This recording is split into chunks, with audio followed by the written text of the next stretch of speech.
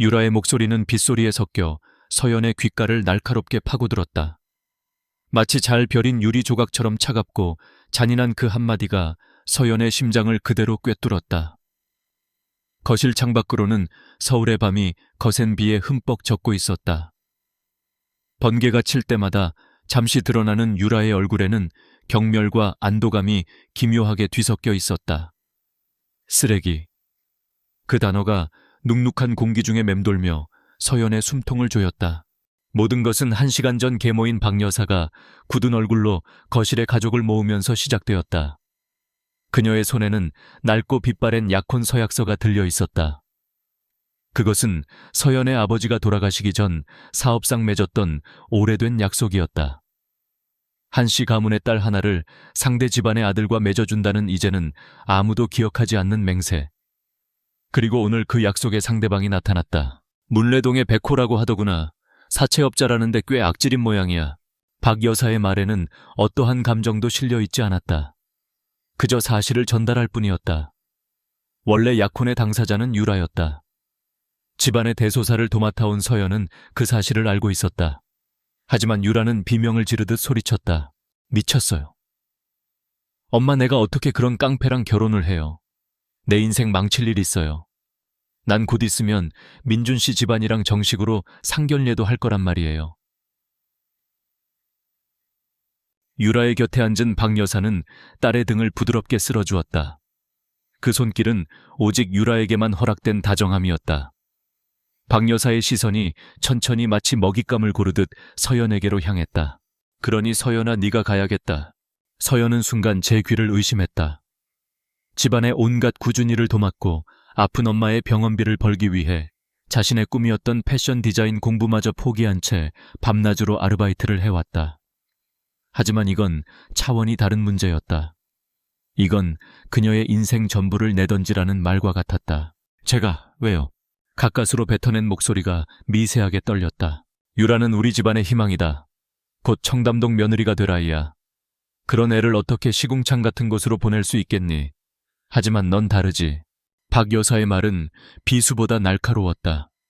넌 다르지. 그 말 속에는 서연의 존재 자체를 부정하는 의미가 담겨 있었다. 친딸이 아니라는 것, 이 집안의 이방인이라는 것, 언제든 버려질 수 있는 패라는 것을 다시 한번 각인시켰다. 서연의 눈앞에 중환자실에 누워 계신 엄마의 얼굴이 아른거렸다. 가쁜 숨을 몰아쉬며 앙상한 손으로 자신의 손을 힘겹게 잡던 엄마. 일주일치 병원비가 그녀가 한 달 내내 잠도 못 자고 일해야 벌 수 있는 돈보다 많았다.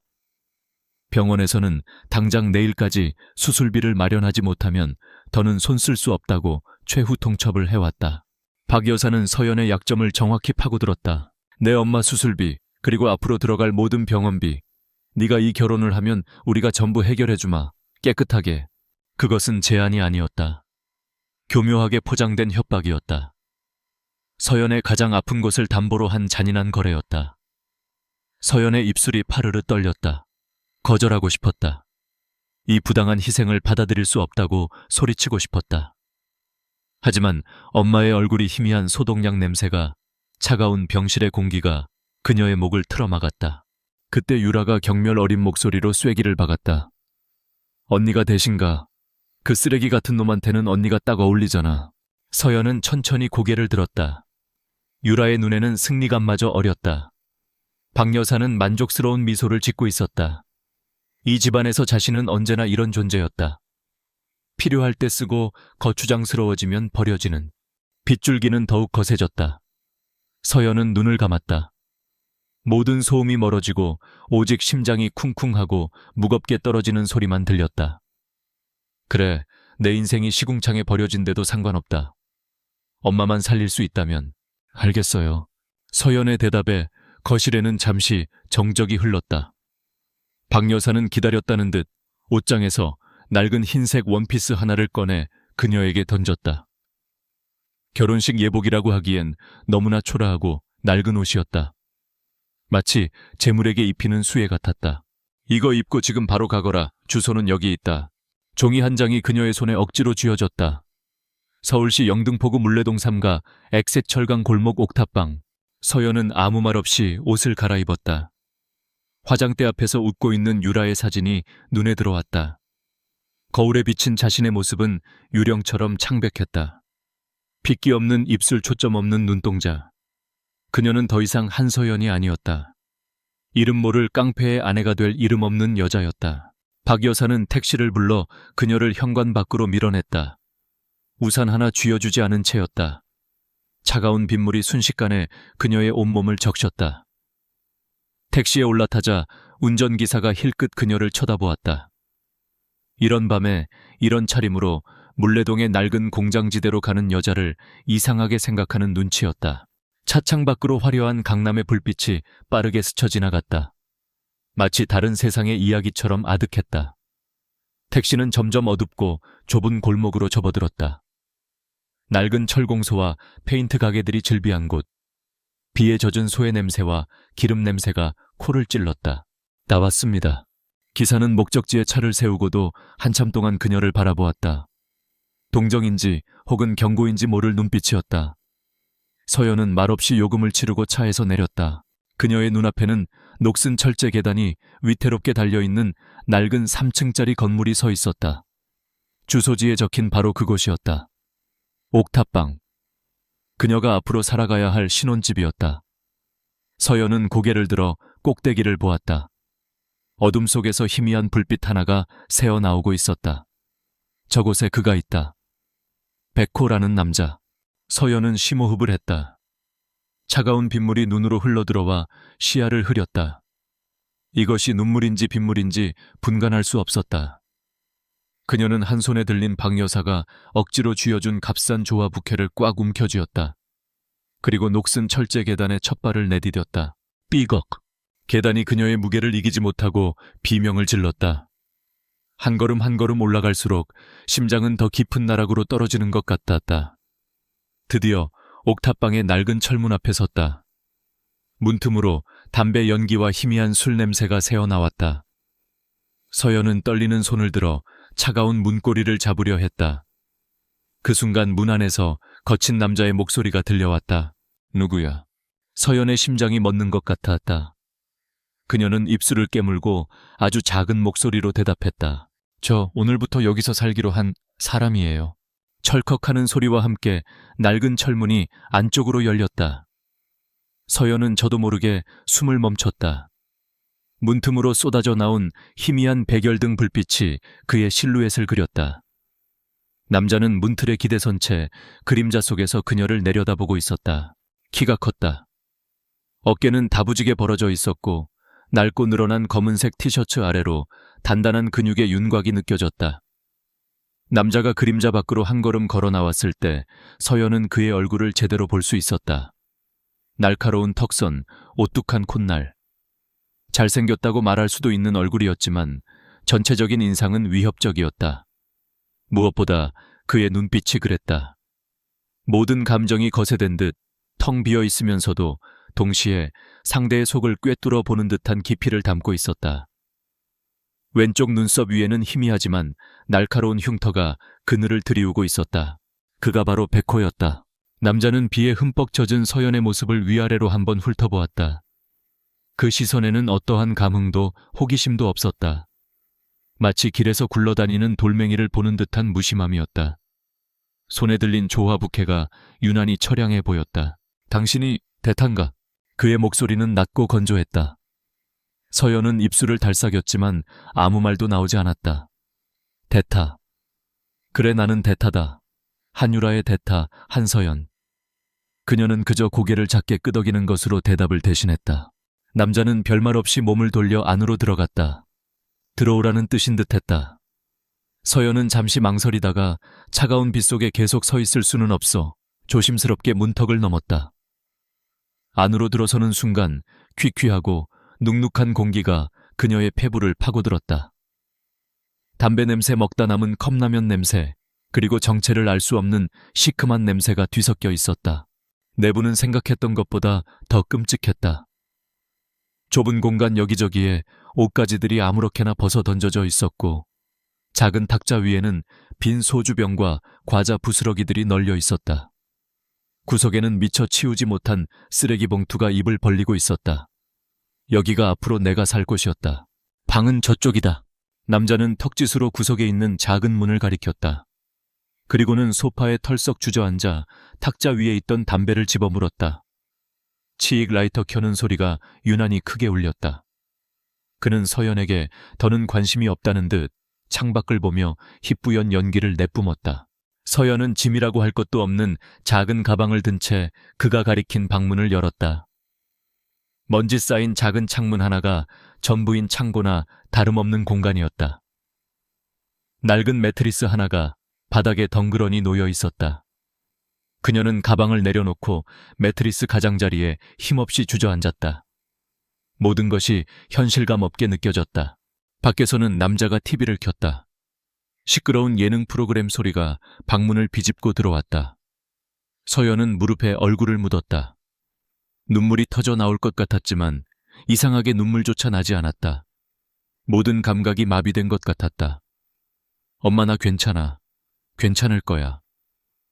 그녀는 속으로 되뇌었지만 그 말은 공허한 메아리처럼 흩어졌다. 얼마나 지났을까. 바깥의 TV 소리가 꺼지고 모든 것이 조용해졌다. 서연은 아주 조심스럽게 방문을 열고 밖을 내다보았다. 남자는 소파에 불편한 자세로 누워 잠들어 있었다. 거친 숨소리가 규칙적으로 들려왔다. 서연은 목이 타는 것을 느끼고 물이라도 한 잔 마시기 위해 부엌 쪽으로 향했다. 그의 곁을 지나갈 때였다. 소파 아래로 흘러내린 그의 팔목에서 무언가 희미하게 빛을 반사했다. 서연의 시선이 그곳에 머물렀다. 시계였다. 화려하지 않은 가죽 스트랩으로 된 단순한 디자인의 시계. 하지만 패션 디자인을 공부했던 그녀의 눈에는 그것이 보통 물건이 아님을 한눈에 알 수 있었다. 스위스의 유서 깊은 장인 브랜드. 아는 사람만 아는 수천만 원을 호가하는 명품이었다. 이런 깡패가 찰만한 시계가 아니었다. 순간 서연의 머릿속에 혼란이 스쳤다. 훔친 걸까 아니면... 가품하지만 그 섬세한 마감과 특유의 광택은 결코 가품이 낼 수 없는 것이었다. 그녀는 고개를 저었다. 잘못 본 것일 거다. 피곤해서 헛것이 보이는 거겠지. 그녀는 서둘러 물 한 컵을 마시고 자신의 방으로 돌아왔다. 하지만 그 시계의 잔상은 밤새 그녀의 머릿속을 떠나지 않았다. 그러던 어느 날 저녁이었다. 남자는 그날따라 일찍 들어와 소파에 앉아 뉴스를 보고 있었다. 서연은 저녁 식사를 준비하기 위해 조용히 부엌에 서 있었다. 뉴스에서는 해외 사모펀드와 국내 대기업 간의 복잡한 인수합병 문제를 다루고 있었다. 전문 용어들이 난무하는 서연이 듣기에는 너무나 어려운 내용이었다. 매용청한 놈들, 지금 환율 방어 리스크를 전혀 고려 안 하고 있잖아. 저러다간 승자의 저주에 빠질 게 뻔한데. 혼잣말처럼 중얼거리는 남자의 목소리가 들렸다. 서연은 무심코 그를 돌아보았다.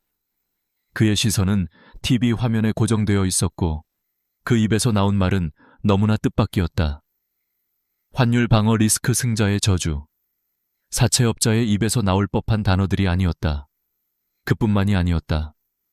그는 연이어 M&A 전략의 허점과 레버리지의 위험성에 대해 정확하고 날카롭게 지적했다. 마치 오랫동안 그 분야를 다뤄온 전문가처럼 서연은 저도 모르게 손에 쥔 칼을 놓칠 뻔했다. 그녀가 놀란 눈으로 쳐다보는 것을 느꼈는지 남자는 갑자기 입을 다물고 인상을 찌푸렸다. 그리고는 아무 일도 없었다는 듯 채널을 돌려버렸다. 하지만 서연은 이미 들었다. 그의 말투, 그가 사용한 단어들, 그 안에 담긴 통찰력. 그것은 그녀가 아는 백호라는 남자의 모습과 너무나도 이질적이었다. 의심의 씨앗은 그렇게 조용히 하지만 단단하게 뿌리를 내리기 시작했다. 그리고 결정적인 순간은 며칠 뒤에 찾아왔다. 서연은 병원과 통화를 하고 있었다. 엄마의 상태가 갑자기 나빠졌다는 소식이었다. 의사의 무거운 목소리를 들으며 그녀의 세상이 무너져 내리는 것 같았다. 마음의 준비를 하시는 게... 수화기를 내려놓은 서연은 부엌 구석에 주저앉아 입을 틀어막았다. 소리내어 울 수도 없었다. 터져나오는 울음을 삼키느라 온몸이 경련하듯 떨렸다. 그때 외출하려던 남자가 현관 앞에서 걸음을 멈췄다. 그는 아무 말 없이 그녀를 내려다보았다. 그의 얼굴은 여전히 무표정했다. 서연은 그가 자신을 비웃거나 혹은 귀찮아하며 지나칠 것이라 생각했다. 하지만 그는 현관으로 나가는 대신 말없이 부엌으로 걸어 들어왔다. 그리고 냉장고를 열어 차가운 생수 한 병을 꺼냈다. 뚜껑을 따서 그녀 앞에 바닥에 조용히 내려놓았다. 쿵 하고 작은 소리가 났다. 그게 전부였다. 그는 아무 말도 아무런 표정도 없이 몸을 돌려 그대로 집을 나가버렸다. 서연은 한참 동안 바닥에 놓인 생수병을 멍하니 바라보았다. 차가운 물병 표면에 맺힌 물방울이 그녀의 손등에 떨어지는 눈물처럼 보였다. 그것은 아주 작은, 어쩌면 아무 의미 없는 행동일 수도 있었다. 하지만 지난 며칠간 그가 보여준 모습과는 너무나 다른 행동이었다. 폭력적이고 무식하고 무심할 것이라고 생각했던 남자. 그런데 그는 값비싼 시계를 차고 있었고 전문적인 경제 분석을 할 줄 알았으며 지금은 소리 없이 우는 자신에게 차가운 물 한 병을 건네주었다. 서연은 천천히 생수병을 집어들었다. 차가운 감촉이 떨리는 손을 통해 전해졌다. 두려움은 여전했다. 하지만 이제 그 두려움 속에는 새로운 감정이 섞여들기 시작했다. 아주 작은 호기심과 거대한 혼란. 이 남자 강지훈, 아니 백호, 대체 당신은 누구일까? 며칠 동안 옥탑방의 시간은 느리고 무겁게 흘러갔다. 서연은 낯선 공간과 더 낯선 남자에게 조금씩 적응해갔다. 아니, 적응이라기보다는 체념에 가까웠다. 그녀는 그가 없는 시간을 이용해 집을 청소하고 간단한 식사를 준비했다. 그가 남긴 그릇을 닦고 아무렇게나 벗어던진 옷을 개켜두면서 서연은 자신이 아내라기보다는 유령 같은 가사도우미가 된 기분이었다. 그러던 주말 오후였다. 낡은 옷 몇 벌만 가지고 온 탓에 갈아입을 옷이 마땅치 않았다. 망설이던 서연은 그에게 생활비에 대해 조심스럽게 물었다. 그는 말없이 지갑에서 빳빳한 5만 원권 몇 장을 꺼내 탁자 위에 던져주었다. 그 무심한 행동에 자존심이 상했지만 지금은 그런 것을 따질 때가 아니었다. 필요한 거 사와. 그게 전부였다. 그는 다시 소파에 누워 눈을 감았다. 서연은 돈을 집어들고 밖으로 나섰다. 남대문 시장이나 동네의 저렴한 옷가게를 생각했다. 그런데 그녀가 현관문을 나서는 순간 그가 자리에서 일어났다. 어디 가는데? 옷 좀 사려고요. 같이 가. 예상치 못한 말이었다. 서연은 놀라 그를 쳐다봤다. 그는 이미 낡은 점퍼를 걸치고 있었다. 귀찮다는 표정이었지만 그의 눈빛은 거절을 허락하지 않았다. 서연은 영문을 모른 채 그를 따라 나섰다. 그가 잡아탄 택시는 서연이 생각했던 남대문이 아닌 서울에서 가장 화려하고 값비싼 명품들이 즐비한 압구정의 갤러리아 백화점으로 향했다. 백화점의 거대한 회전문을 통과하는 순간 서연은 완전히 다른 세계에 들어온 기분이었다. 은은한 향수 냄새, 부드러운 클래식 음악, 눈이 부실 정도로 화려한 조명과 마네킹들. 그녀는 자신도 모르게 위축되었다. 낡은 티셔츠에 청바지, 그리고 곁에는 후줄근한 점퍼 차림의 남자. 주변 사람들의 우아한 차림과 비교되어 마치 초대받지 않은 손님이 된 것 같았다. 왜 거기 서 있어? 무심한 그의 목소리에 서연은 정신을 차리고 그를 따랐다. 그는 망설임 없이 명품 브랜드들이 즐비한 2층으로 향했다. 서연은 그의 뒷모습을 보며 생각했다. 이곳은 그가 올 만한 장소가 아니었다. 어울리지 않았다. 모든 것이 수수께끼 같았다. 그때였다. 운명은 왜 항상 최악의 순간에 가장 만나고 싶지 않은 사람을 데려오는 걸까? 어머, 언니 아니야. 날카롭고 익숙한 목소리. 서연은 심장이 쿵 내려앉는 것을 느끼며 고개를 돌렸다. 화려한 트위드 재킷을 입은 한유라가 팔짱을 낀 채 서 있었다. 그녀의 곁에는 멀끔하게 차려입은 젊은 남자 박민준이 거만한 표정으로 이쪽을 보고 있었다. 유라는 머리부터 발끝까지 서연을 훑어보았다. 그 눈빛에는 노골적인 경멸이 가득했다. 세상에, 언니가 여긴 어쩐 일이야. 이런데도 와. 그 깡패 아저씨가 외출은 시켜주나 보네. 깡패 아저씨라는 말에 주변 사람들의 시선이 그들에게로 쏠렸다. 민주는 코웃음을 치며 지훈을 보았다. 이 사람이 그 유명한 물레동의 백호씨 껄껄, 소문이랑 똑같이 생겼네. 서연은 얼굴이 새빨갛게 달아올랐다. 쥐구멍에라도 숨고 싶었다. 그녀는 지훈의 옷소매를 잡아 끌었다. 제발 그냥 가요. 여기서 싸우지 마요. 그녀의 눈빛은 간절하게 애원하고 있었다. 그녀는 지훈이 당장이라도 주먹을 날리거나 욕설을 퍼부을 것이라 예상했다. 그것이 그녀가 아는 깡패의 반응이었으니까. 매장 직원들조차 그들의 편이었다. 유라와 민준의 값비싼 차림새를 보고 VIP 고객임을 직감한 직원은 은근슬쩍 서연과 지훈의 앞을 막아서며 말했다. 손님 다른 고객님들께 방해가 되니 용무가 없으시면 나가주시겠어요. 모멸감에 서연의 눈에 눈물이 핑 돌았다. 모든 것이 엉망진창이었다. 그런데 지훈은 아무런 반응이 없었다. 그는 화를 내지도 당황하지도 않았다. 그저 싸늘하게 침묵한 채 이 모든 상황을 관망하고 있었다. 마치 자신과는 상관없는 연극을 보는 관객처럼. 그의 침묵이 길어지자 유라의 목소리는 더욱 기세등등해졌다. 꼴 좀 봐. 언니나 그 아저씨나 여기가 어디라고 감히 발을 들여나 물 흐리게. 바로 그 순간이었다. 지훈이 움직였다.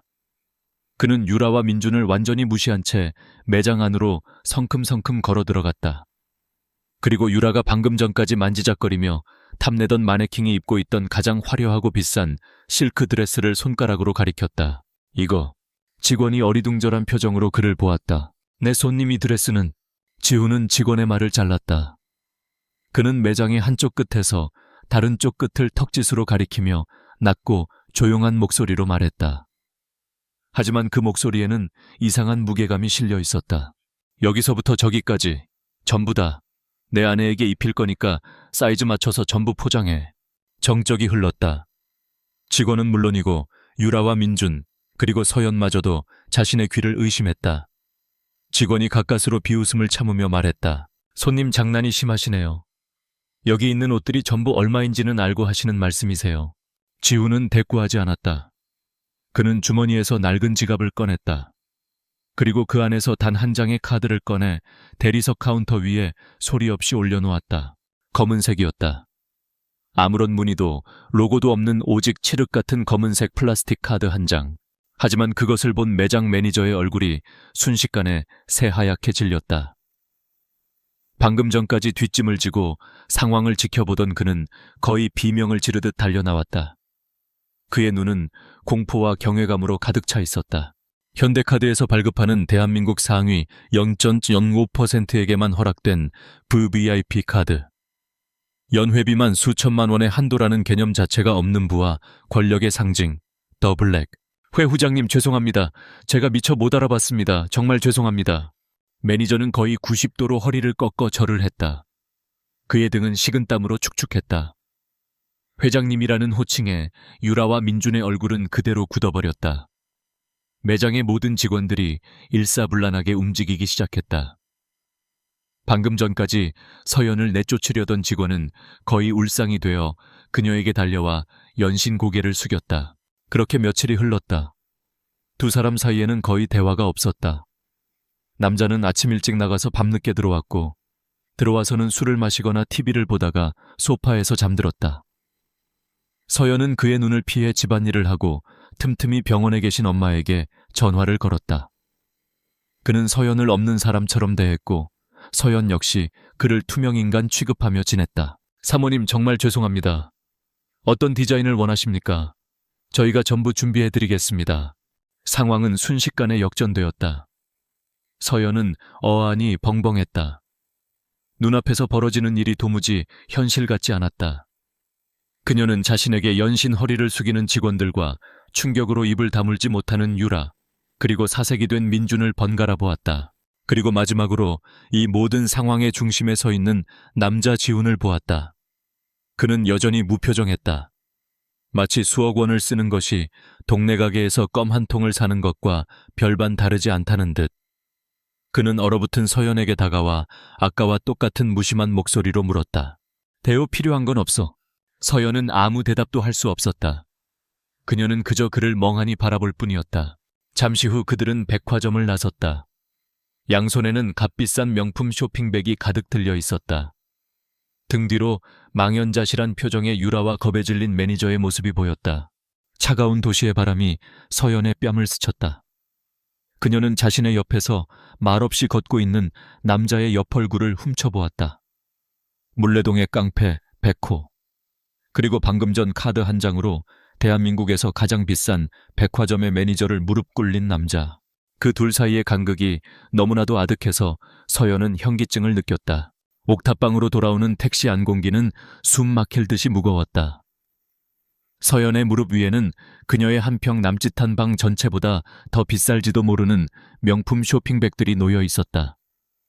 화려한 로고들이 어둠 속에서 희미하게 빛나며 그녀의 처지를 비웃는 듯했다. 서연은 흘긴 옆자리의 남자를 쳐다보았다. 그는 창밖만 응시할 뿐 말이 없었다. 백화점에서의 그 압도적인 모습은 온데간데 없고 다시 물레동의 거칠고 과묵한 남자 백호로 돌아와 있었다. 옥탑방에 도착하자 이질감은 더욱 극명해졌다. 눅눅하고 낡은 공간 안에 던져진 명품 쇼핑백들은 마치 길 잃은 귀족 같았다. 서연은 어찌할 바를 몰랐다. 이 옷들을 어떻게 해야 할까? 입을 수도 버릴 수도 없었다. 그녀는 결국 쇼핑백들을 방 한 구석에 그대로 밀어넣었다. 마치 보지 않으면 없었던 일이 될 것처럼. 저기요. 서연은 큰 마음을 먹고 그에게 말을 걸었다. 그는 소파에 앉아 담배를 태우고 있었다. 이 옷들 환불해야 할 것 같아요. 저한테는 필요 없어요. 버리든 입든 마음대로 해. 그는 서연 쪽은 쳐다보지도 않고 대답했다. 더 이상 대화할 가치도 없다는 듯한 태도였다. 수많은 질문이 그녀의 목구멍까지 차올랐다. 당신 대체 누구예요? 왜 그런 카드를 가지고 있죠? 왜 나한테 이렇게까지 하는 거예요? 하지만 차마 입 밖으로 낼 수 없었다. 그와 그녀 사이에는 여전히 보이지 않는 두꺼운 벽이 존재했다. 그의 정체를 묻는 것은 그 벽을 넘어서는 위험한 일처럼 느껴졌다. 그날 밤 서연은 잠을 이루지 못했다. 머릿속은 온통 혼란으로 가득 찼다. 그는 자신을 대타라고 불렀다. 아무런 감정도 없는 그저 계약 관계일 뿐인 여자. 그런데 왜 그런 돈을 써가며 자신을 지켜준 것일까? 유라 앞에서 창피를 당하지 않게 해주려는 배려였을까? 아니면 그저 자신의 부를 과시하는 돈 많은 남자들의 유희일 뿐이었을까? 어느 쪽이든 서연의 마음은 편치 않았다. 다음 날 아침 서연의 삶을 송두리째 바꿔놓을 전화 한 통이 걸려왔다. 모르는 번호였지만 병원일지도 모른다는 생각에 가슴이 철렁 내려앉았다. 여보세요? 한서연 씨 되시죠? 여기 서울중앙병원 원무과입니다. 심장이 멎는 것 같았다. 또다시 병원비 독촉 전화일 것이었다. 그녀는 입술을 깨물며 다음 말을 기다렸다. 어머님 박선자님 관련해서 연락드렸습니다. 금일 오전 어머님의 밀린 병원비 전액과 앞으로의 수술 및 치료비 일체가 완납 처리되었음을 알려드립니다. 네, 잘 못 들었는데요. 뭐라고 하셨어요? 서연은 제 귀를 의심했다. 원무과 직원은 친절하게 다시 한번 설명해 주었다. 오늘 아침에 최진우라는 분께서 병원에 직접 방문하셔서 박 선자님 앞으로 발생한 모든 비용을 일시불로 결제하고 가셨습니다. 곧바로 수술 일정 잡으실 수 있습니다, 보호자님. 최진우. 생전 처음 들어보는 이름이었다. 서연은 멍하니 수화기를 들고 서 있었다. 눈앞이 빙글빙글 돌았다. 꿈인가 누군가의 짓궂은 장난인가 하지만 수화기 너머의 목소리는 너무나도 선명했다. 저 정말인가요? 정말 전부 다요. 네, 그렇습니다. 축하드립니다. 전화를 끊고 나서도 서연은 한참 동안 그 자리에 못 박힌 듯 서 있었다. 그리고 다음 순간 그녀의 다리에 힘이 풀리며 그대로 주저앉았다. 뜨거운 눈물이 뺨을 타고 흘러내렸다. 그동안 그녀의 어깨를 짓누르던 거대한 바위가 순식간에 사라진 기분이었다. 엄마. 우리 엄마 이제 살 수 있어. 흐느낌은 점점 더 커져서 나중에는 소리내어 우는 통곡이 되었다. 기쁨과 안도감, 그리고 알 수 없는 누군가에 대한 감사함이 뒤섞인 눈물이었다. 최진우라는 사람은 대체 누구일까? 왜 자신을 도와주는 것일까? 혹시 그 사람일까? 서연의 머릿속에 백호의 얼굴이 떠올랐다. 하지만 고개를 저었다. 아닐 것이다. 그가 도와줄 이유가 없었다. 그저 이름 모를 독지가일 것이다. 세상에는 아직 따뜻한 사람이 남아있는 것이라고 그렇게 믿고 싶었다. 그날 서연의 발걸음은 평소와 달랐다. 이상할 정도로 가벼웠다. 그녀는 그가 준 돈으로 시장에 갔다. 평소에는 엄두도 못 내던 신선한 고기와 채소 과일들을 샀다. 그리고 옥탑방으로 돌아와 아주 오랜만에 정성을 다해 요리를 시작했다. 보글보글 끓는 된장찌개 냄새가 퀴퀴하던 옥탑방의 공기를 채웠다. 노릇하게 부쳐지는 계란말이, 맛있게 무쳐지는 시금치나물. 칼질을 하고 간을 맞추는 그녀의 얼굴에 아주 희미하지만 진심 어린 미소가 걸려 있었다. 이 밥상은 이름 모를 최진우 씨에 대한 감사이자 동시에 이 기묘한 동거인에 대한 작은 성의의 표시였다. 저녁 늦게 지훈이 돌아왔다. 그는 현관문을 열자마자 풍겨오는 따뜻한 음식 냄새에 순간 걸음을 멈칫했다. 그리고 작은 탁자 위에 정갈하게 차려진 저녁 식사를 보고는 의아한 표정으로 서연을 바라보았다. 이게 다 뭐야? 저녁 드세요. 오늘 시장에 갔다가. 서연은 왠지 모르게 긴장되어 말을 더듬었다. 그는 별말 없이 외투를 벗어놓고 탁자 앞에 앉았다. 서연도 그의 맞은편에 조심스럽게 앉았다. 어색한 침묵 속에서 수저 부딪히는 소리만 들렸다. 저기, 오늘 병원에서 연락 왔어요. 서연이 용기를 내어 입을 열었다. 지우는 고개를 들지 않은 채 찌개를 한 숟갈 떴다. 엄마 수술비랑 병원비가 전부 해결됐다고. 어떤 분이 다 내주셨대요. 최진우라는 분이. 그녀의 목소리가 끝으로 갈수록 가늘게 떨렸다. 다시금 벅차오르는 감정에 눈시울이 뜨거워졌다. 그녀는 혹시나 하는 마음에 그의 반응을 살폈다. 하지만 그의 얼굴에는 아무런 변화도 없었다. 그는 그저 묵묵히 밥을 먹을 뿐이었다. 역시 그가 아니었구나. 서연은 작은 실망감과 함께 안도했다. 정말 다행이에요. 이제 엄마 수술만 잘 받으시면 돼요. 세상은 아직 살만한가 봐요. 그런 고마운 분도 계시고. 서연이 감격에 겨워 주절주절 이야기하고 있을 때였다. 지훈이 자신의 젓가락으로 밥상 위에 있던 생선구이에 가장 살이 많은 부분을 조심스럽게 발라냈다. 그리고 그것을 서연의 밥그릇 위에 가만히 올려주었다.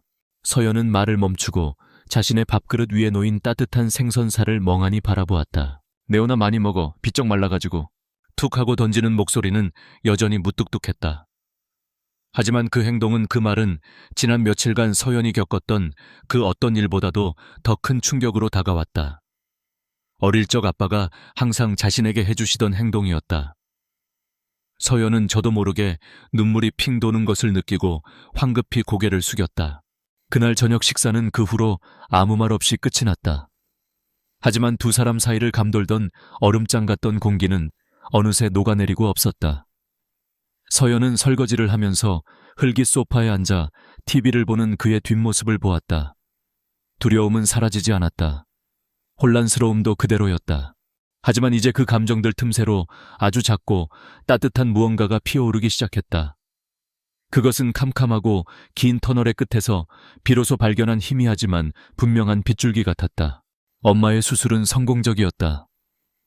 서연은 유리창 너머로 회복실에 누워 계신 엄마의 평온한 얼굴을 보며 조용히 눈물을 흘렸다. 모든 것이 제자리를 찾아가는 것 같았다. 옥탑방의 생활도 조금씩 변하고 있었다. 지우는 여전히 과묵했지만 이제 그는 더 이상 소파에서 잠들지 않았다. 서연이 방 한쪽을 치워 그가 지낼 공간을 마련해주자 그는 말없이 그곳을 사용하기 시작했다. 식사 시간에는 어색한 침묵 대신 아주 가끔 단답형의 대화가 오갔다. 서연은 그의 정체에 대한 의문을 가슴 한편에 묻어둔 채 이 기묘한 평화에 안주하려 애썼다. 그러던 어느 날 낯선 번호로 또다시 전화가 걸려왔다. 이번에도 최진우였다. 정확히는 그의 비서라고 했다. 한서연 씨 안녕하십니까? 최진우 대표님 비서실입니다. 다름이 아니라 이번 주 금요일 저녁에 신라호텔에서 열리는 희망의 밤 자선갈래 대표님께서 한서연 씨를 파트너로 초대하고 싶어 하십니다. 네, 자선갈라요 제가. 왜요? 서연은 당황해서 되물었다. 자신 같은 평범한 사람이 그런 상류층 행사에 갈 이유가 전혀 없었다. 대표님께서 익명의 후원자로서 한서연 씨의 재능과 열정을 높이 평가하고 계십니다. 이번 행사를 통해 좋은 분들을 많이 소개해드리고 싶어 하십니다. 드레스와 모든 준비는 저희 쪽에서 도와드릴 예정이니 부담 갖지 마시고 참석해 주시면 감사하겠습니다. 일방적인 통보에 가까웠지만 비서의 목소리는 거절하기 힘들 정도로 정중했다. 무엇보다 재능과 열정이라는 말이 서연의 마음을 움직였다. 잊고 지냈던 디자이너로서의 꿈이 다시금 고개를 드는 것 같았다. 어쩌면 정말 좋은 기회일지도 모른다. 그녀는 망설임 끝에 결국 초대에 응하기로 했다. 금요일 저녁 약속된 장소로 나가자 고급 세단 한 대가 그녀를 기다리고 있었다. 차는 서울 시내의 한 고급 부티크로 향했다. 그곳에는 이미 그녀를 위한 모든 것이 준비되어 있었다. 우아한 실크 드레스 반짝이는 구두, 그리고 전문 메이크업 아티스트까지. 서연은 얼떨결에 인형처럼 몸을 맡겼다. 몇 시간이 지나고 거울 앞에 섰을 때 그녀는 자신의 모습을 알아보지 못했다. 촌스럽고 지쳐있던 모습은 온데간데 없고 낯설지만 아름다운 여인이 서 있었다. 행사장에 도착했을 때 서연은 다시 한번 압도되었다. 눈부신 샹들리에 아래 대한민국의 네로라 하는 재계 인사들과 유명인들이 샴페인 잔을 부딪히며 담소를 나누고 있었다. 모든 것이 그녀와는 상관없는 별천지의 풍경이었다. 그녀는 최진우라는 사람이 누구인지도 모른 채 어색하게 구석에 서서 샴페인 잔만 만지작거렸다. 어머, 이게 누구야? 쥐구멍에도 볕들날이 있다더니 용케 이런 데를 다 기어들어왔네. 등 뒤에서 들려오는 비아냥거리는 목소리. 서연은 뒤돌아보지 않아도 그 목소리의 주인이 누구인지 알 수 있었다. 한유라였다.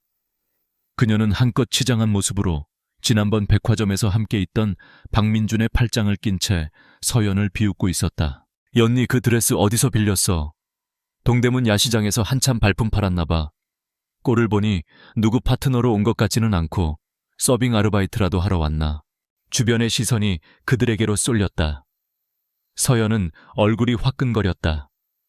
드레스가 아무리 화려해도 그녀의 출신은 변하지 않는다는 것을 유라는 잔인하게 상기시켜주고 있었다. 너랑 상관없는 일이야. 서연은 애써 아무렇지 않은 척 대꾸했지만 목소리는 프레다텔스키 떨리고 있었다. 유라는 그 모습이 즐겁다는 듯 웃음을 터뜨렸다. 상관이 왜 없어? 이런 중요한 자리에 언니 같은 사람이 있으면 격이 떨어지잖아. 안 그래요, 민준 씨? 그러게 말이야. 아무나 들어올 수 있게 하면 어떡해? 경호원들은 뭘 하는 건지. 민준이 거들며 경멸의 시선을 보냈다. 서연은 입술을 깨물었다. 도망치고 싶었다. 이 자리에서 사라져버리고 싶었다. 바로 그 순간이었다. 행사장의 모든 소음이 거짓말처럼 멎었다. 사람들의 시선이 일제히 입구 쪽으로 향했다. 웅성거림과 함께 작은 탄성이 터져 나왔다. 서연도 무심코 고개를 돌렸다. 그가 걸어 들어오고 있었다. 물레동의 낡은 점퍼가 아닌 흠잡을 데 없이 완벽한 블랙 턱시도를 입은 채 헝클어진 머리가 아닌 깔끔하게 넘겨올린 헤어스타일. 백호가 아닌 그 누구도 감히 범접할 수 없는 아우라를 뿜어내는 낯선 남자. 그의 곁에는 최진우 대표로 보이는 중년 남성이 깍듯하게 그를 수행하고 있었다. 사람들이 그에게 길을 열었다. 모두가 숨을 죽인 채 그의 움직임을 쫓았다. 그는 그 모든 시선을 아무렇지 않게 받으며 망설임 없이 곧장 이쪽으로 걸어왔다. 서연과 그리고 얼어붙은 유라와 민준이 있는 곳으로. 지우는 서연의 바로 앞에 섰다. 그의 깊은 눈동자가 오롯이 그녀만을 담고 있었다. 그는 아무 말 없이 자신의 턱시도 안주머니에서 작은 벨벳 상자를 꺼냈다. 딸깍하는 소리와 함께 상자가 열렸다. 그 안에는 세상의 모든 빛을 머금은 듯 눈부시게 빛나는 다이아몬드 목걸이가 누워 있었다. 웅성거림은 경악으로 바뀌었다. 누군가 낮은 목소리로 속삭였다. 저건 지난달 소덥이 경매에서 신기록을 세웠던 밤의 눈물. 말도 안 돼. 아시아의 한 신흥 재벌이 낙찰받았다고 들었는데 완치네. 지우는 목걸이를 꺼내 멍하니 서 있는 서연의 목에 직접 걸어주었다. 차가운 보석의 감촉이 그녀의 피부에 닿았다. 그는 그녀의 귓가에 오직 그녀만이 들을 수 있는 아주 작은 목소리로 속삭였다. 오늘 밤 당신이 가장 아름다워.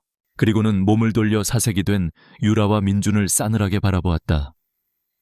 그의 시선은 방금 전 서연을 향했던 부드러움은 온데간데 없이 얼음장처럼 차가웠다. 내 파트너에게 무슨 볼일이라도 내 파트너. 그 한마디가 유라의 얼굴을 하얗게 질리게 만들었다. 민주는 공포에 질린 표정으로 뒷걸음질 쳤다. 그는 지훈이 누구인지 알아보지 못했지만 그가 뿜어내는 기세만으로도 자신과는 차원이 다른 존재임을 직감했다. 그때 행사의 주최자이자 MC가 마이크를 잡고 외쳤다. 그의 목소리는 흥분으로 떨리고 있었다. 여러분, 오늘 밤 저희 행사를 빛내주시기 위해 청아그룹의 강지훈 회장님께서 귀한 걸음을 해주셨습니다. 큰 박수 부탁드립니다. 청아그룹 강지훈 회장. 그 이름이 행사장에 울려 퍼지는 순간 유라는 거의 실신할 것 같은 표정을 지었다. 대한민국 재계서열 1위. 언론에 단 한 번도 얼굴을 드러낸 적 없는 베일에 쌓인 젊은 총수. 그가 바로 눈앞에 이 남자라고 물레동의 그 깡패가. 서연 역시 자신의 귀를 의심했다. 강지훈 회장님, 머릿속이 하얗게 비어버리는 것 같았다. 그녀는 자신의 목에 걸린 눈부신 다이아몬드의 무게와 바로 곁에 서 있는 남자의 존재감을 동시에 느끼며 현기증을 느꼈다. 모든 것이 거대한 연극 같았다. 그리고 그녀는 자신도 모르는 사이에 이 연극의 가장 중요한 여주인공이 되어 있었다. 자선 갈라가 끝나고 옥탑방으로 돌아오는 길, 두 사람 사이에는 무거운 침묵만이 흘렀다. 서연은 자신의 목에 걸린 다이아몬드 목걸이에 차가운 감촉을 느끼며 옆자리에 앉은 남자를 흘깃 쳐다보았다. 완벽한 턱시도, 차림의 강지훈. 대한민국 재계서열 1위 청아그룹의 회장. 그 모든 것이 너무나 비현실적이어서 마치 긴 꿈을 꾸고 있는 것 같았다. 저기, 서연이 어렵게 입을 열었다. 설명해 줄 거죠? 지훈은 시선을 창밖에 스쳐 지나가는 서울의 야경에 고정한 채 한참 만에 나직이 대답했다. 미안하다. 그것이 그의 첫 마디였다. 사과였다. 무엇에 대한 사과인지는 명확하지 않았다. 속인 것에 대한 사과인지 아니면 그녀를 이 모든 혼란 속으로 끌어들인 것에 대한 사과인지. 때가 되면 전부 말해주겠다. 지금은 아니야. 그의 목소리에는 단호함이 묻어 있었다. 더 이상 묻지 말라는 무언의 압력이었다. 서연은 입을 다물었다. 옥탑방에 도착할 때까지 두 사람은 더 이상 아무 말도 하지 않았다. 그날 이후 모든 것이 변했다. 아니, 정확히는 아무것도 변하지 않았지만 모든 것이 변한 것처럼 느껴졌다. 그는 여전히 물레동의 백호로 옥탑방에 머물렀지만 서연은 이제 그를 예전처럼 대할 수 없었다. 그의 모든 행동, 모든 말 한마디가 다르게 보였다. 그가 무심코 던지는 경제뉴스에 대한 논평은 더 이상 사채업자의 허세가 아닌 그룹 총수의 통찰력으로 들렸다. 하지만 가장 큰 변화는 서연의 외부에서 일어났다. 유라와 박 여사는 그날 이후로 서연에게 연락하지 않았다. 마치 세상에 없는 사람처럼. 대신 서연의 삶에 예상치 못한 기회가 찾아왔다. 최진우 대표는 약속대로 그녀를 여러 디자인 업계 관계자들에게 소개해 주었고 그중 한 중견 패션 회사 라비앙 로즈의 디자인팀에서 그녀에게 스카우트 제의를 해왔다. 정식 디자이너는 아니었지만 어시스턴트로 시작해 실력을 입증할 기회였다. 이거 제가 정말 해도 되는 걸까요? 서연은 합격 통보 전화를 받고도 믿기지 않아 지훈에게 물었다. 내 실력이야. 그는 짧게 대답했지만 그 무심한 말투 속에 담긴 믿음이 서연에게는 큰 용기가 되었다. 잊고 있던 꿈을 다시 펼칠 수 있다는 생각에 가슴이 벅차올랐다. 서연은 새로운 직장에서 최선을 다했다. 밤을 새워 자료를 조사하고 누구보다 먼저 출근해 작업실을 정리했다. 그녀의 성실함과 반짝이는 재능은 팀장과 동료들에게 금세 인정을 받았다. 비록 학력은 보잘것없었지만 그녀의 디자인 스케치에는 사람의 마음을 끄는 독창성과 이야기가 있었다. 하지만 그 평화는 오래가지 않았다. 어느 날 아침 디자인팀에 새로운 인턴이 들어왔다. 팀장이 소개를 위해 모두를 불렀을 때 서연은 자신의 눈을 의심했다. 환하게 웃으며 고개를 숙이는 그 얼굴은 너무나도 익숙했다. 안녕하세요. 이번에 새로 인턴으로 들어온 한유라입니다. 부족하지만 많이 배우겠습니다. 잘 부탁드립니다. 한유라였다. 서연은 그 자리에 얼어붙었다. 유라가 어떻게 여기에 유라는 서연을 발견하고는 아주 잠시 놀란 표정을 짓더니 이내 아무렇지 않다는 듯 그녀에게 다가와 손을 내밀었다.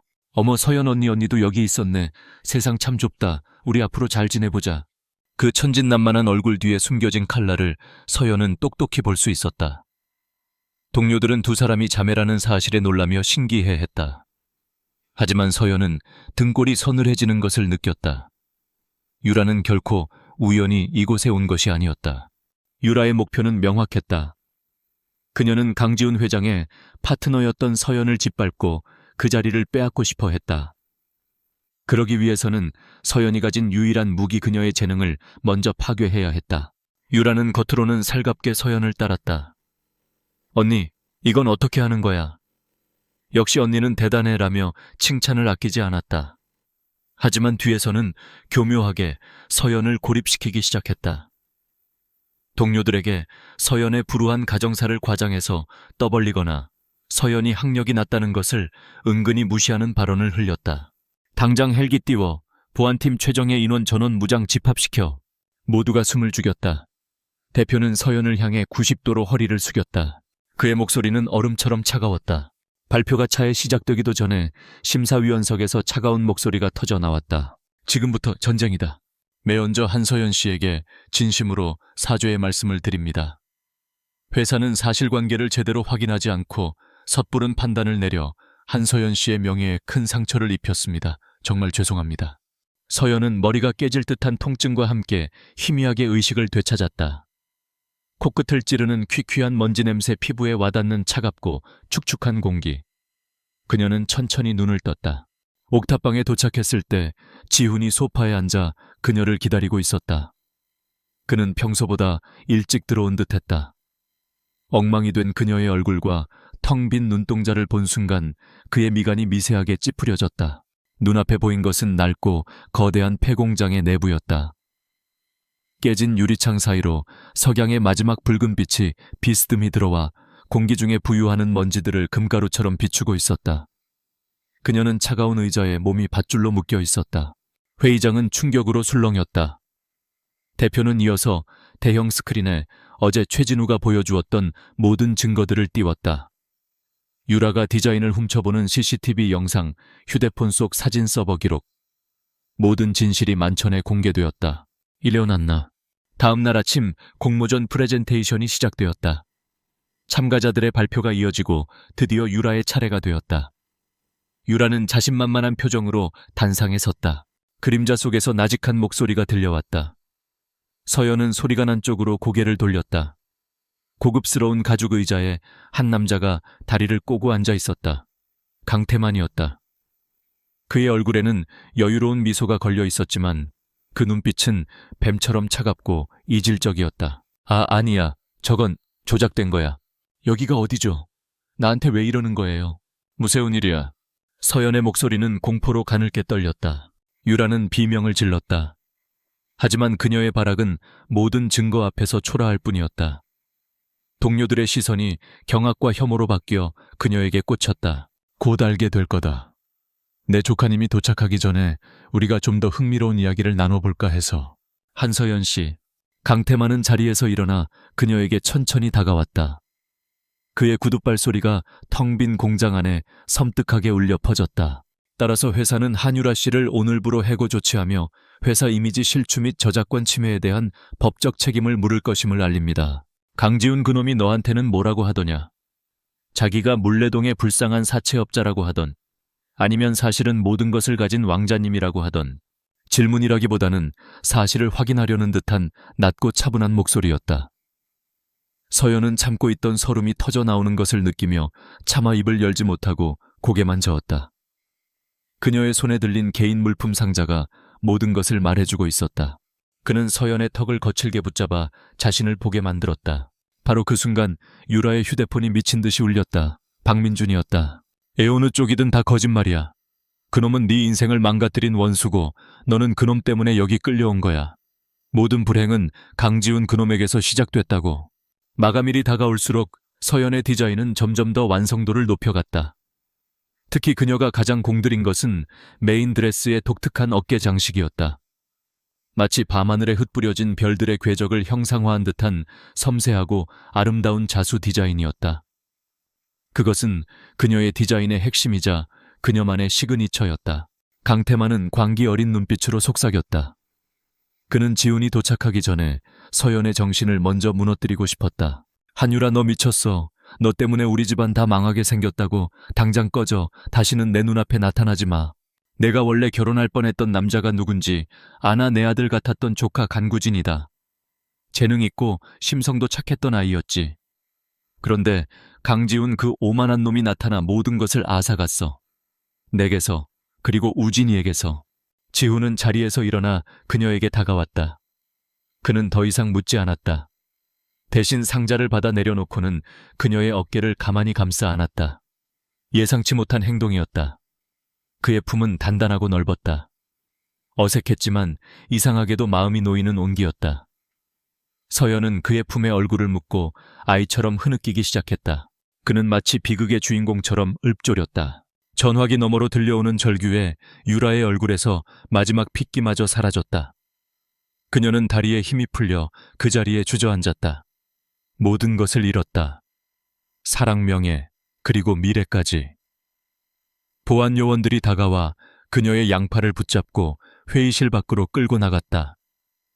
그녀는 끌려 나가면서도 멍하니 서 있는 서연을 향해 저주 섞인 눈빛을 보냈다. 그래서 내가 바로잡아준 것뿐이야. 우진이는 너무 착해서 그놈과 싸울 수 없었거든. 그래서 내가 대신 아주 작은 사고를 선물해줬지. 우진이가 사라져야 모든 것이 내 계획대로 돌아갈 수 있었으니까. 디자인팀 총괄이사였다.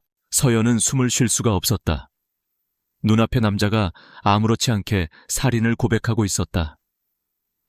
지훈의 사촌 동생, 원래 유라와 맺어지기로 했던 그 남자를 이 사람이 죽인 것이었다. 회의실에는 정적이 흘렀다. 대표는 다시 한번 서연에게 고개를 숙였다. 그런데 그놈이, 강지훈 그놈이 감히 내 계획에 끼어들었어. 죽은 우진이 행세를 하며 내 뒤를 캐기 시작했지. 그리고 너 같은 하찮은 계집애한테 마음이나 빼앗기고 말이야. 사랑 웃기지도 않는 소리. 그놈에게 너는 그저 약점일 뿐이야. 한참 후 그녀의 울음이 잦아들자 지훈은 그녀를 소파에 앉히고 물 한 컵을 건넸다. 그리고는 아주 조용한 목소리로 물었다. 바로 그 순간이었다. 그리고 이번 공모전의 최종 우승자는 한서연 씨로 결정되었음을 발표합니다. 정식 디자이너 발령과 함께 스텔라 인 서울 프로젝트의 총괄 디렉터로 임명합니다. 두두두두두두. 제 디자인 컨셉은 서울의 밤에 피어난 꽃입니다. 공장의 낡은 지붕을 뒤흔드는 거대한 헬리콥터의 프로펠러 소리가 들려왔다. 강태만의 입가에 만족스러운 미소가 걸렸다. 박수 소리가 터져 나왔다. 동료들이 그녀에게 다가와 축하와 사과를 건넸다. 하지만 서연은 그 모든 것이 꿈결처럼 느껴졌다. 기쁘기보다는 알 수 없는 두려움이 그녀를 감쌌다. 주인공이 도착했군. 회사 이름이 뭐지? 라비앙 로즈 맞나?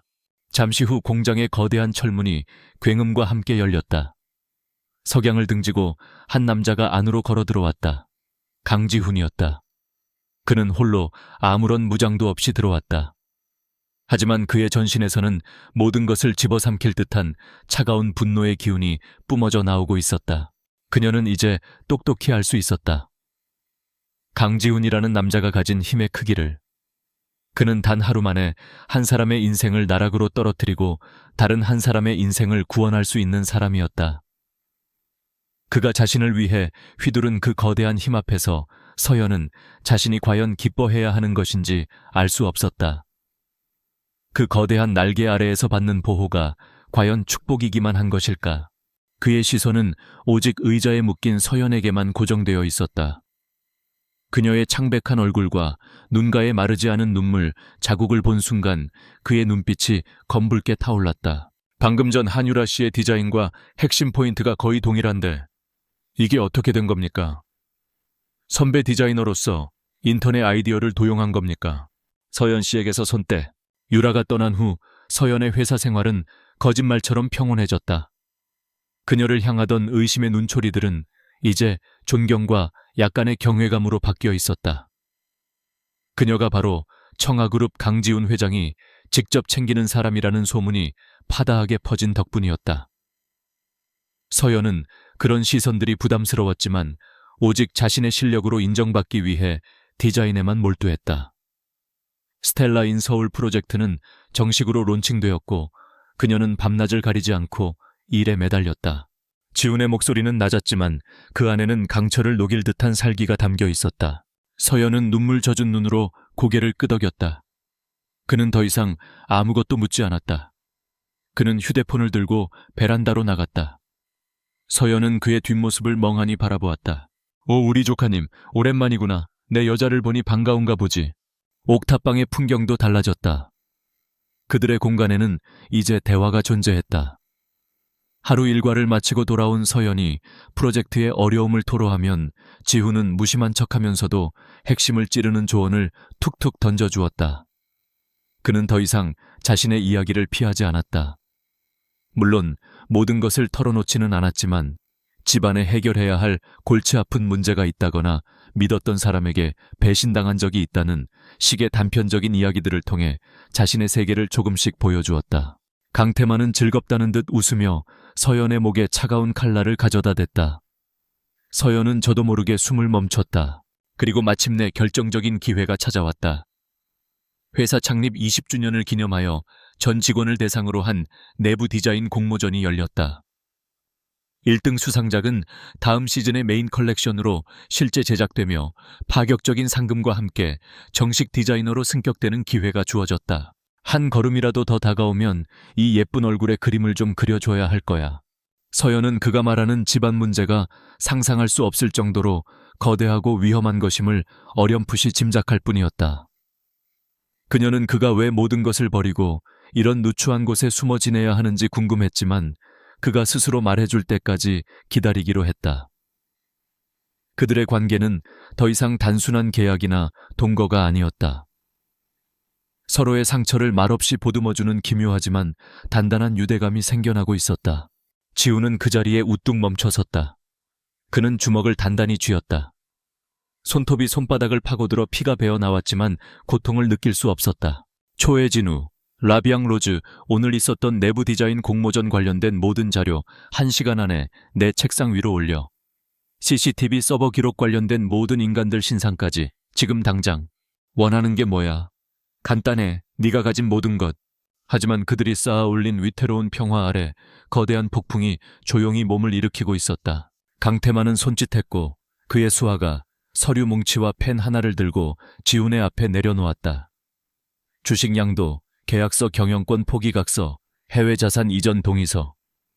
청아그룹의 모든 것을 넘기라는 서류들이었다. 회의장은 순식간에 술렁이기 시작했다. 모든 사람의 의심과 비난의 눈초리가 서연에게로 향했다. 여기에 사인해. 그럼 저 계집애를 살려주지. 아주 공평한 거래 아닌가. 넌 어차피 강산보다 미인을 택할 위인이니 말이야. 같은 시각 청아그룹 본사 70층에 위치한 회장실에서 강지훈은 최진우가 내민 보고서를 응시하고 있었다. 그의 눈빛은 물레동의 백호와는 비교할 수 없을 정도로 차갑고 날카로웠다. 강태만은 그를 조롱했다. 지우는 서류와 서연을 번갈아 보았다. 그의 마음속에서 폭풍이 휘몰아쳤다. 저것은 단순히 돈이나 권력이 아니었다. 할아버지와 아버지가 평생을 바쳐 이룩한 제국이었고 수만 명의 임직원들의 삶이 걸린 책임이었다. 백호의 목소리가 아니었다. 그날 밤 갈래서 들었던 모든 것을 지배하는 청아그룹 회장의 목소리였다. 그 목소리에는 분노가 아닌 차갑고 날카로운 강철 같은 의지가 담겨 있었다. 서연은 저도 모르게 몸을 떨었다. 서연은 눈물을 흘리며 필사적으로 고개를 저었다. 안 돼. 나 때문에 모든 걸 포기하지 마. 그녀는 소리 없는 비명을 질렀다. 찾았나? 네, 회장님. 강태만 부회장의 자금 흐름을 추적하던 중 결정적인 증거를 확보했습니다. 선택은 내 몫이다, 조카님. 이 제국이냐 저 여자냐. 스크린에 유라의 디자인이 떠오르는 순간 서연은 숨을 쉴 수가 없었다.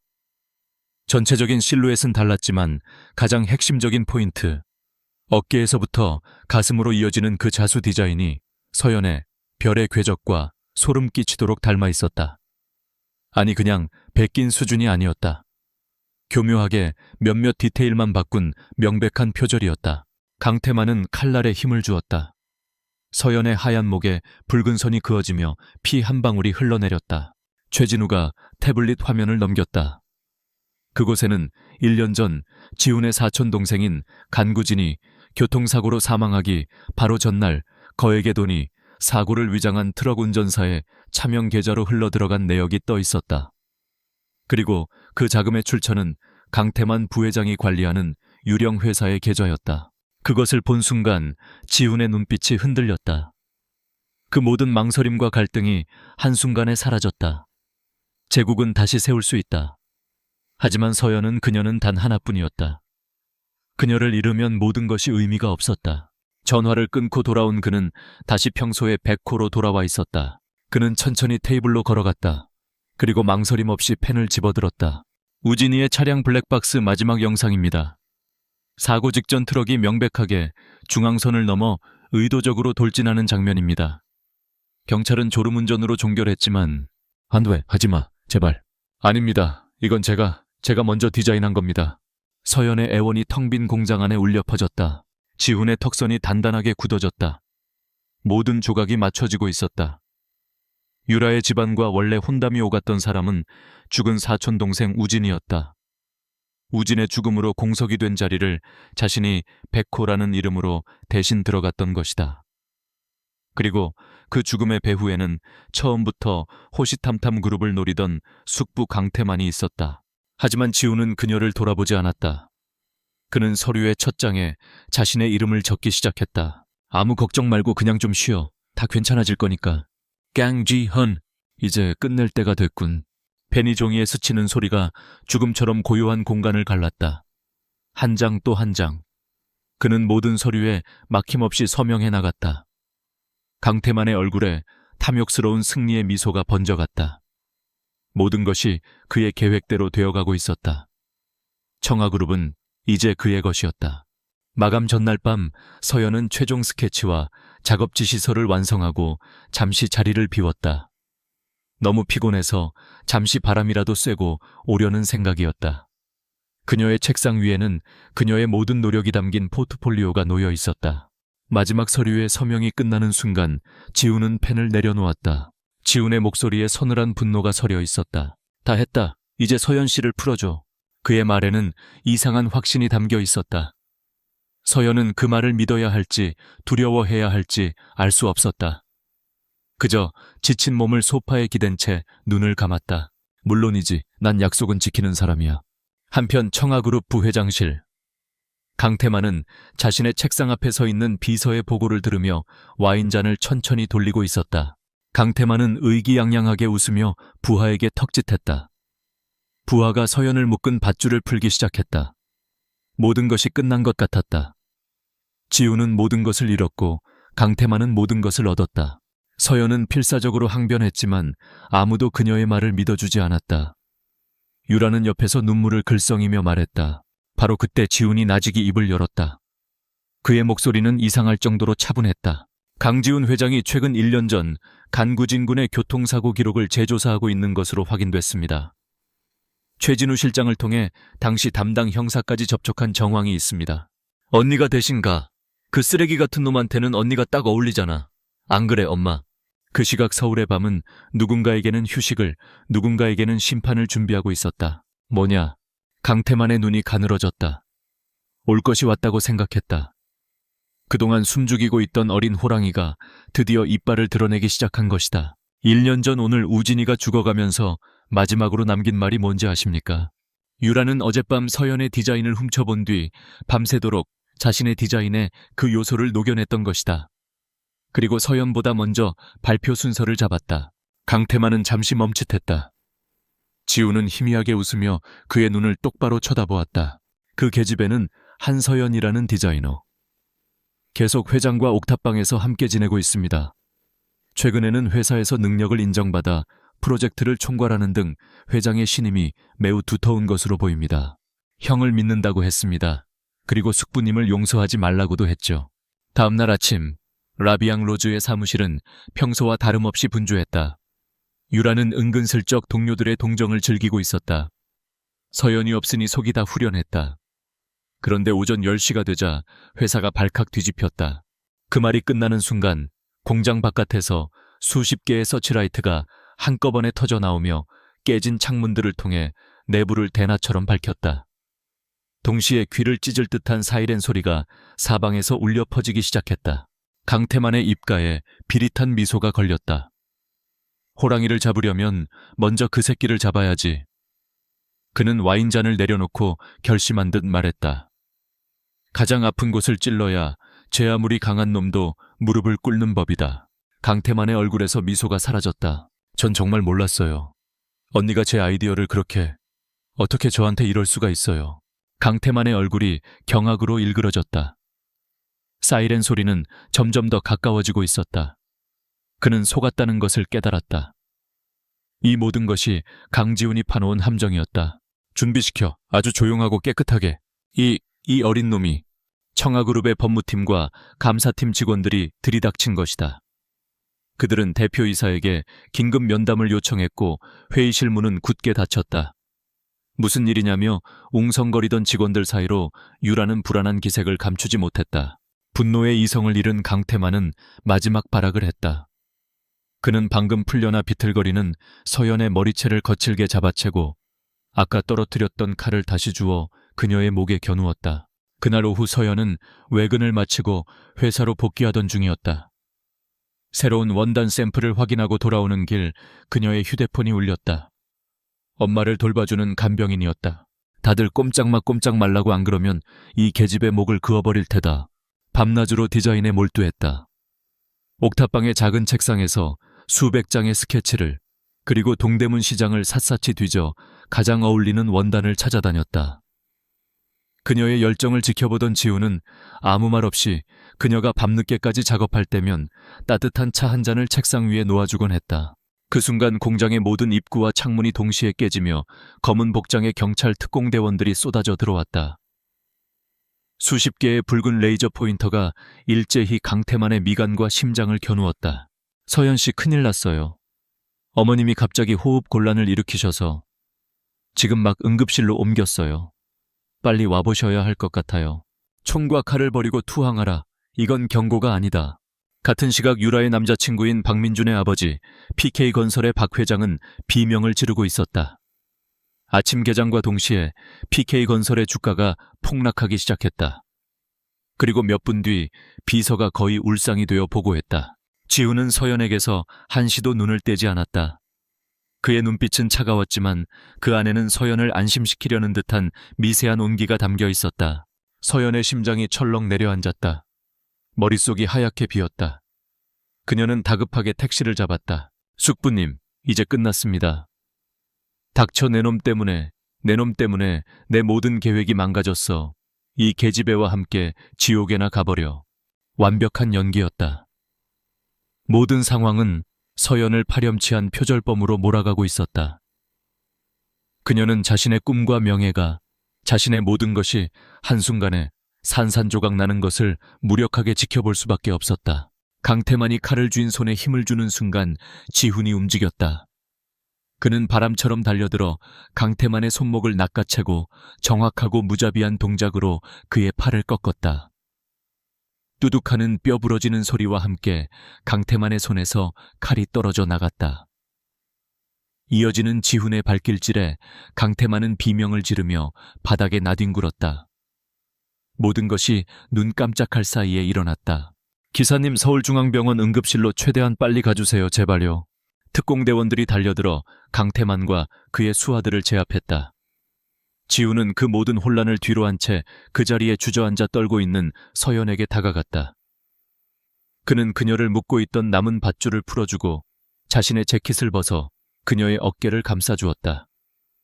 그리고는 아무 말 없이 그녀를 자신의 품에 가득 안았다. 회장님, 큰일 났습니다.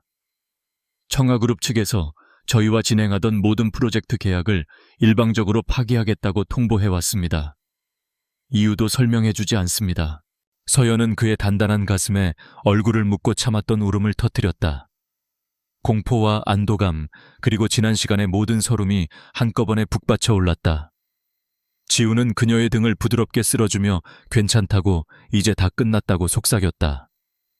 그의 심장 소리가 그녀의 귓가에 안정적으로 울려 퍼졌다. 택시는 서울의 복잡한 도로를 뚫고 달리기 시작했다. 서연은 창밖을 보며 제발 아무 일 없기만을 간절히 기도했다. 그런데 이상했다. 택시는 병원으로 가는 익숙한 길이 아닌 점점 더 외곽의 낯선 공업지대 쪽으로 향하고 있었다. 경찰에 의해 끌려나가던 강태만은 지훈을 향해 악에 바친 목소리로 소리쳤다. 강지훈, 내가 이대로 끝날 것 같으냐? 넌 후회하게 될 거다. 저 계집애 때문에 모든 것을 망친 걸 후회하게 될 거라고. 프레젠테이션이 끝나고 심사위원들의 찬사가 쏟아졌다.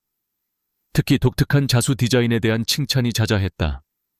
유라는 의기양양하게 자리로 돌아오며 사색이 된 서연을 보며 경멸의 미소를 지었다.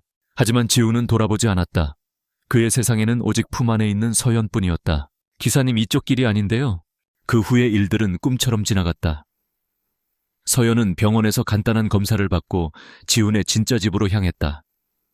한강이 내려다 보이는 서울에서 가장 높은 주상복합의 펜트하우스였다.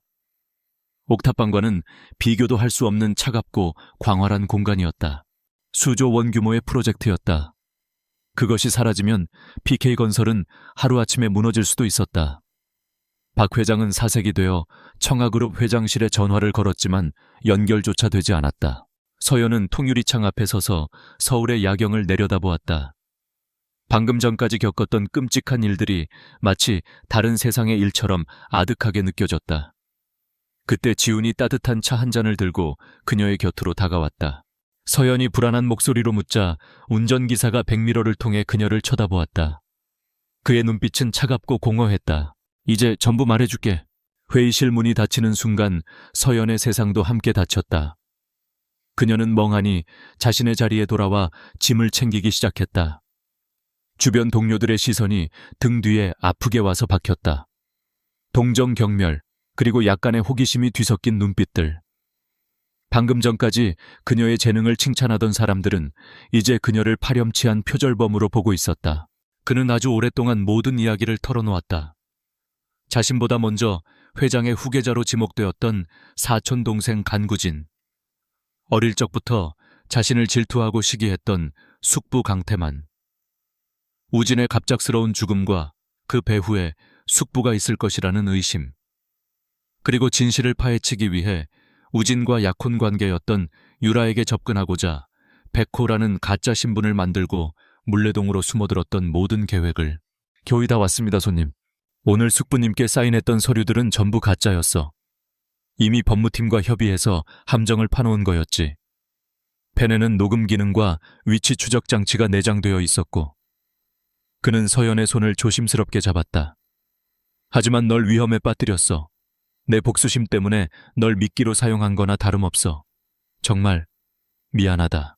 라비앙 로주의 대표이사실. 대표는 강지훈의 비서실장인 최진우 앞에서 식은땀을 흘리며 고개를 숙이고 있었다. 최진우는 아무 말 없이 태블릿 PC를 그의 앞에 내려놓았다. 그의 눈동자가 죄책감으로 흔들리고 있었다. 서연은 조용히 그의 이야기를 들었다. 그가 짊어지고 있던 삶의 무게가, 그 깊은 고독이 고스란히 그녀에게도 전해져 왔다. 그녀는 고개를 저으며 그의 손을 마주 잡았다. 그 순간 서연은 무언가 잘못되었음을 직감했다. 이것은 함정이었다. 그녀는 다급하게 차문을 열려고 했지만 문은 이미 잠겨 있었다. 아니요, 당신이 날 미끼로 사용한 게 아니에요.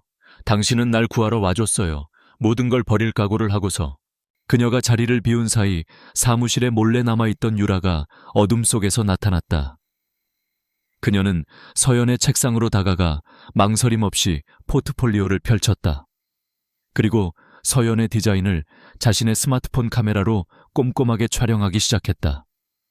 특히 그 별의 궤적을 담은 어깨 장식 부분을 여러 각도에서 찍었다. 그녀의 입계는 차가운 미소가 걸려 있었다. 그녀는 그가 서류에 사인하던 순간을 떠올렸다. 그 절박하고도 단호했던 눈빛을. 내려주세요, 당장 세워요. 고마워요, 지훈씨, 날 지켜줘서. 화면에는 영상 하나가 재생되고 있었다. 어젯밤 서연이 자리를 비운 사이 유라가 그녀의 책상을 뒤지고 디자인을 몰래 촬영하는 모습이 담긴 CCTV 영상이었다. 이어서 유라의 휴대폰에서 복원해낸 사진 파일과 서연이 유라보다 3일이나 먼저 회사 서버에 자신의 디자인 최종본을 저장했던 타임스탬프 기록이 순서대로 나타났다. 증거는 완벽했다. 그녀의 말에 지우는 오랫동안 그녀를 바라보았다. 그의 눈시울이 희미하게 붉어졌다. 그는 그녀를 자신의 품으로 끌어당겼다. 이번에는 위로가 아닌 애틋함과 사랑이 가득 담긴 포옹이었다. 택시는 그녀의 비명을 무시한 채 낡고 인적 없는 폐공장 단지 안으로 들어섰다. 끼익하는 소음과 함께 차가 멈췄다. 곧이어 건장한 남자 2명이 나타나 양쪽 차문을 열었다. 내가 더 고마워, 서연 씨. 내 곁에 있어줘서. 한서연 씨, 억울한 거 알지만 이사님 결정이 완고해서 어쩔 수 없네요. 일단은 징계위원회가 열릴 때까지 무기한 정직 처분이에요. 사실상 해고나 다름없지만 그날 밤 그들은 처음으로 서로의 상처를 온전히 마주하고 서로를 보듬어 안았다. 한서연 씨, 조용히 따라오시죠. 6개월 후 저희 회장님께서 이 일에 대해 대표님의 공식적인 입장과 조치를 기다리고 계십니다.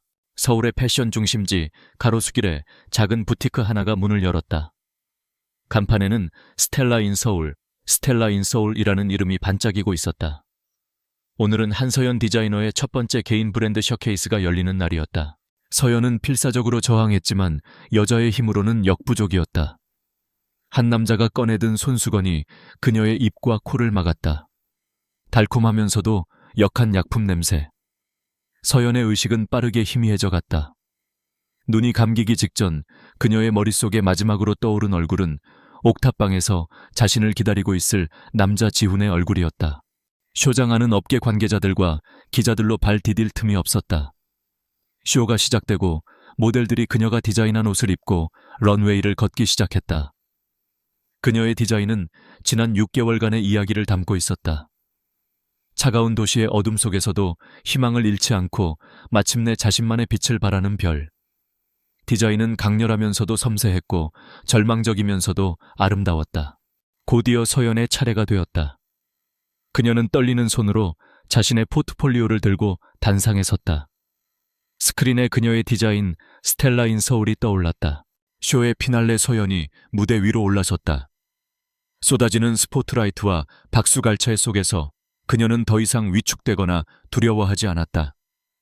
그녀는 당당하고 자신감 넘치는 디자이너 한서연이었다.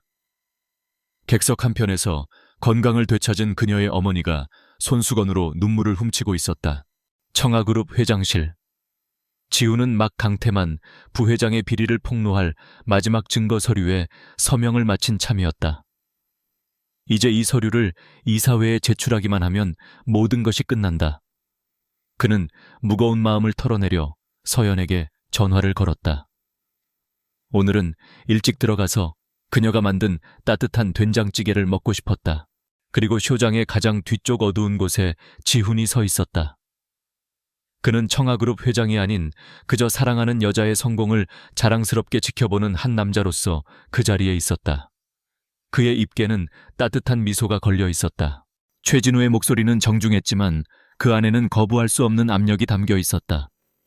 대표는 이제야 모든 것을 깨달았다. 자신이 건드린 것은 평범한 어시스턴트 디자이너가 아니었다. 청아그룹 그 자체였다. 쇼가 끝나고 소란스러운 뒤풀이가 시작되기 전 지훈은 서연의 손을 잡고 조용히 그곳을 빠져나왔다. 그가 운전하는 차가 향한 곳은 이제는 텅 비어버린 물레동의 옥탑방이었다. 하지만 신호음만 갈 뿐 그녀는 전화를 받지 않았다. 다시 걸어보았지만 결과는 마찬가지였다. 불길한 예감이 그의 심장을 옥죄었다.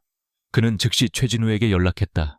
두 사람은 예전처럼 낡은 옥상 평상에 나란히 앉아 서울의 야경을 바라보았다. 화려한 강남의 불빛과 소박한 동네의 불빛이 함께 어우러져 있었다. 팀장은 미안한 표정으로 말했지만 그의 눈빛은 어쩔 수 없다고 말하고 있었다. 서연은 아무 말 없이 고개를 끄덕였다. 무슨 말을 할 수 있을까? 증거도 편히 되어줄 사람도 아무도 없었다. 유라는 이미 피해자가 되어 동료들의 위로를 받고 있었다. 여기서 보니까 우리가 지나온 시간들이 다 보이네. 한서연 씨 위치 지금 당장 확인해. 서연이 나직이 말했다. 오후 2시 라비앙로즈 전 직원에게 긴급 회의 소집 공지가 내려졌다. 영문을 모르는 직원들이 회의실에 모여들었다. 정직 처분을 받은 서연 역시 연락을 받고 어리둥절한 채 회의실에 도착했다. 유라는 불안한 눈빛으로 주위를 두리번거렸다. 여기서 모든 게 시작됐지. 그가 자선 갈래서 선물했던 목걸이.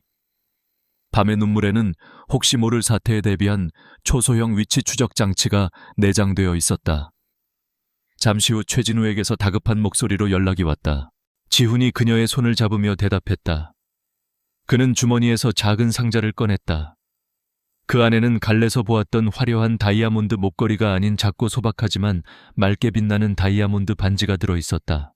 서연에게는 절호의 기회였다. 그녀는 이번 공모전에 자신의 모든 것을 걸기로 했다. 그녀는 자신의 과거와 현재를 디자인에 담아내고 싶었다.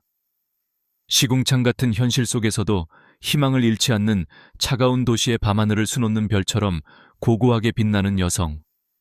스텔라 인 서울, 스텔라 인 서울. 그것이 그녀의 디자인 컨셉이었다. 한서연 씨, 회장님 사모님 위치가 인천 남동공단의 한 폐공장으로 나옵니다. 1시간 전부터 이동이 없습니다. 그가 그녀의 눈을 보며 진심을 담아 말했다. 대표이사가 창백한 얼굴로 단상에 섰다. 가짜 신분으로 시작했고 수많은 거짓말과 오해가 있었지만 이 옥탑방에서 당신을 향했던 내 마음만큼은 단 하나도 거짓이 없었어. 인천 남동공단. 그곳은 강태만 부회장이 관리하는 유령 회사의 물류 창고가 있는 곳이었다. 그는 그녀의 4번째 손가락에 반지를 끼워주었다. 회사를 나오는 발걸음이 청은망은 무거웠다. 맑게 갠 하늘과 눈부신 햇살이 그녀의 처참한 심정과 대조되어 더욱 비참하게 느껴졌다. 간절히 바랐던 꿈이 이제 막 한 걸음을 때려던 희망이 이렇게 허무하게 꺾여버렸다. 집으로 가는 버스 창밖으로 스쳐 지나가는 풍경들을 보며 서연은 소리 없이 눈물을 흘렸다. 이제 더 이상 대타가 아닌 내 아내가 되어주겠어. 세상에서 가장 소중한 내 유일한 사람이 되어줘. 지훈의 얼굴에서 모든 핏기가 사라졌다. 이어서 그의 눈동자의 차가운 분노가 이글거리기 시작했다. 그것은 물레동의 백호와는 비교할 수 없는 모든 것을 파괴할 듯한 진짜 호랑이의 분노였다. 숙부가 선을 넘었다. 그가 가진 가장 소중한 것을 건드렸다. 서연의 눈에서 눈물이 흘러내렸다. 이번에는 슬픔이나 서름의 눈물이 아닌 행복과 감사의 눈물이었다. 그녀는 환하게 웃으며 고개를 끄덕였다. 어제 있었던 디자인 공모전 표절 논란에 대해 회사의 최종 조사 결과를 발표하겠습니다. 네, 그럴게요. 지훈은 책상 위에 서류를 집어던졌다. 지훈은 그녀를 자신의 품에 안았다. 두 사람은 한참 동안 아무 말 없이 서로의 온기를 느끼며 서울의 밤을 바라보았다. 폭풍은 지나갔고 상처는 아물었다. 이제 그들 앞에는 함께 만들어갈 눈부신 아침만이 기다리고 있었다. 차가운 도시의 밤하늘 아래 2개의 별이 마침내 만나 영원한 궤도를 그리기 시작했다. 숙부님, 한 가지만 물어보죠.